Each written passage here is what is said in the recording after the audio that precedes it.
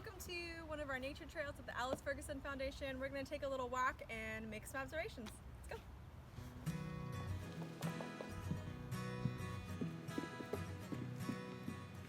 The first thing that really stands out to me about this habitat that we're standing in is all of these dead trees. And all of these trees seem to be around the same decomposition point.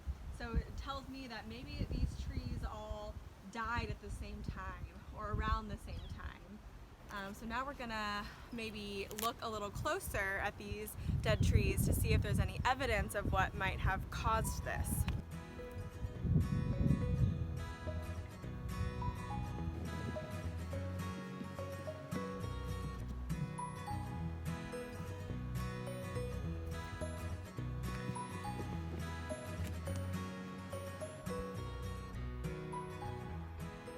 So I noticed this pattern on all the trees that I examined today, these little squiggly lines. This is a piece of bark from the first tree that I observed, and it has the same pattern. I came to compare it.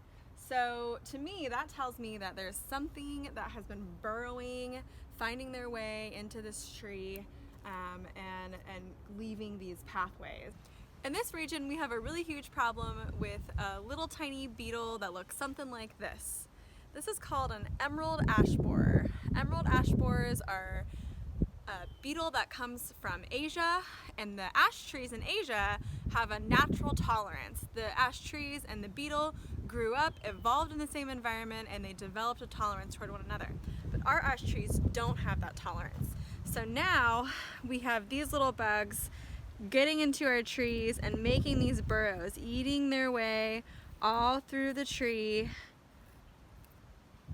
and not allowing the nutrients of that tree to be properly absorbed, which leads to their death.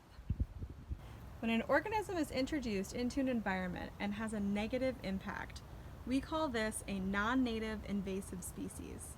The emerald ash borer could have been introduced into this environment in many ways. On firewood, on travelers' clothing. The important thing to know is that it was preventable. What are some ways that you can think of to prevent this level of destruction?